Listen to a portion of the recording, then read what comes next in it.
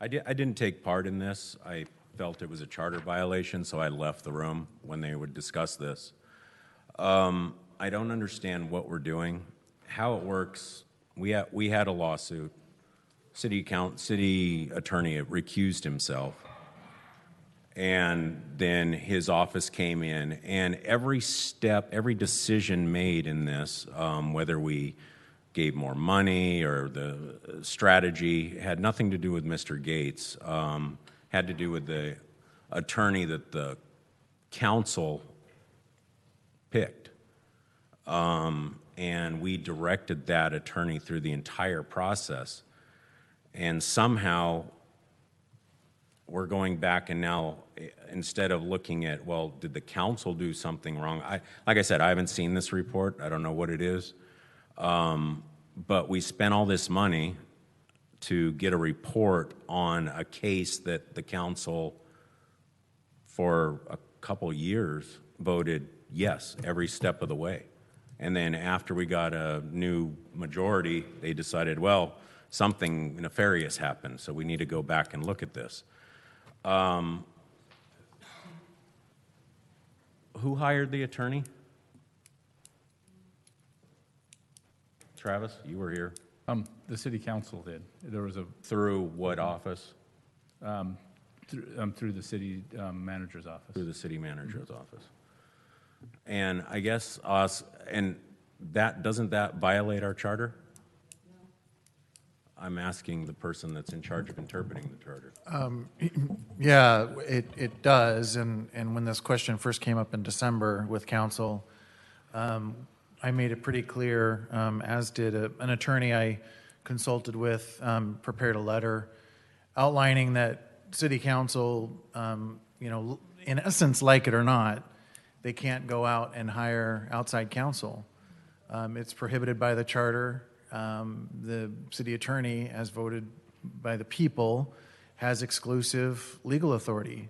And there are court of appeal decisions on point analyzing Huntington Beach's city charter.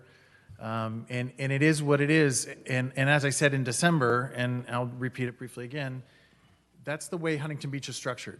You may not like it, the council may not like it, individual members may not like it, some people may not like it, but that's just the way Huntington Beach is.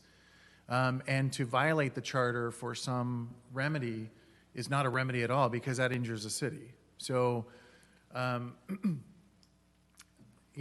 there are ways to handle second opinions and getting investigations done and getting additional legal expertise, and that's all done through my office, and we do it all the time.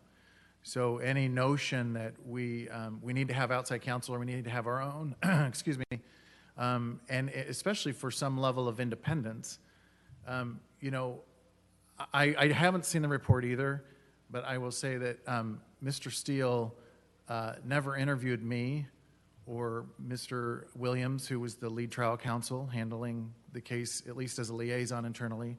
He never interviewed the trial attorneys who we retained or counsel retained, Edgar Greenberg Gross.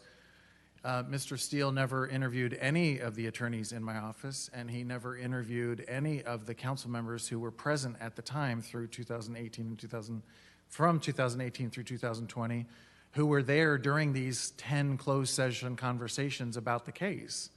So he was hired purportedly over a year ago to conduct an investigation, but didn't interview any of the critical elements that would have been able to speak to whether it was handled or done properly. So the process was flawed from the beginning, from the original charter violation through repeated charter violations anytime Mr. Steele would meet with council, and then ultimately this purported report, that's also a charter violation. It's evidence of a charter violation. Okay. Point Ms. of Bolton? order. Yes, if I may. Excuse me. So we're right back where we were in December, and Section 304B says the city council is in control of legal affairs for the city and may hire other counsel. And so Subordinate it is a to the city conflict. attorney. It is a conflict. It does not say subordinate to the city attorney. It was It's just- interpreted by the Court of Appeal as subordinate to the city attorney. That case says, except when there is a conflict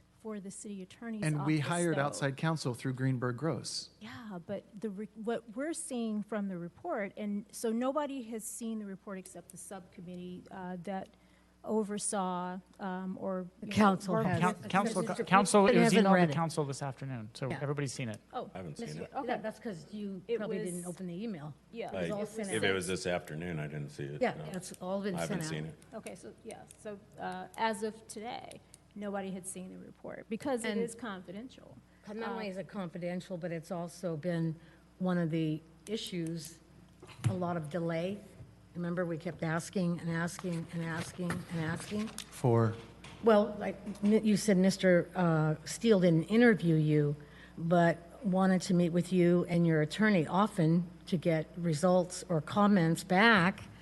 And no, there were never any interviews, and any time Correct. I had a conversation with Mr. Steele, it was at my request, because I wanted to resolve the charter violations. go ahead, Dan. I'm not going I to wanted, have. I wanted to let Councilmember Bolton finish her comments, and I think we just need to keep moving on here.